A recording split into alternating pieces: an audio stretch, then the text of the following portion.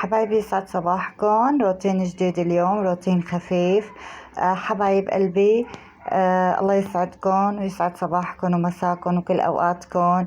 اليوم بدي أعمل روتين خفيف معكم، حبيت أظهر معكم. اشتقت لكم من الفيديو اللي فات. حبايب قلبي شوفوا هالبطيخة صفرة سبحان الله.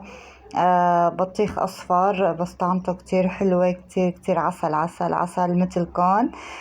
حبايب قلبي، ما تنسوني من اللايك والاشتراك وتفعيل الجرس ليوصلكم كل جديد مني.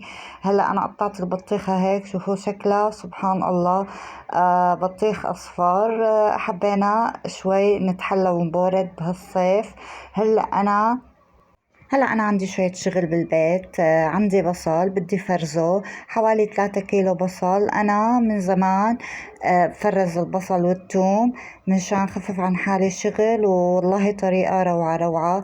هي انا حطيت قطعت 3 كيلو بصل وقليتهم، شايفين؟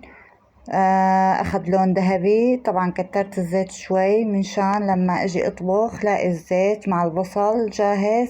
هلا هيك دبلوا معي 3 كيلو بصل. يعني هو البصل بياخد وقت على النار، حطيه على نار هادية. عندك شغل بتكملي شغل بالمطبخ والبصل حاله على النار عم يتقلى، روحوا بجيب قلبه. شايفين ما أحلاه؟ ذهبي لونه بجنن.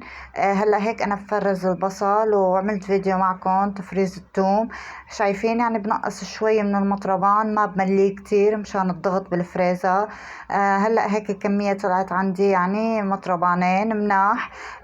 بريحوني يعني لحتى تخلص الكمية حسب الطبخ وحسب حاجتي. بس بريحوني كتير وبخففوا عني شغل لما اجي اطبخ. هلا هيك جاهزين معي مطربانات البصل، وكله معقم طبعا. قبل ما احط البصل فيه عقمت المطاربين مشان اضمن انه كل شي محفوظ بطريقة جيدة. هلا انا كان عندي فريز، هلا موسم الفريز، حبيت اعمل كوكتيل للولاد كمان دنيا شوب مبورد شوي. هي قطعت الفريز وغسلته، طبعا عقمته كتير منيح وغسلته ونقعته بالملح وغسلته كتير منيح الفريز وعقمته. هي حطيته لاخلطه، حطيته بالخلاط، حطيت فوقه لبن او حليب بودرة، وحطيت مي طبعا وسكر وخفقته. هلا انا مشان اعزز الطعم وتطلع طعمته طيبه ويرغبوا يشربوه الاولاد بحب احط بودرة هي عصير الفواكه البرية يعني او التوت البري. حبيت يعني بيلبق له نفس الطعم ونفس النكهة ونفس اللون يعني بالفريز. شايفين طلع لونه روعة على هاي البودرة. حطيت معلقة من عصير البودرة الفواكه المجففة البرية يعني نفس الطعمة.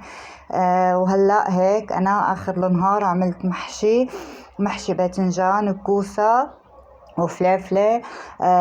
طبعا هيك انتهى روتين اليوم وفيديو اليوم، وبشوفكم فيديو قادم، ويلا باي.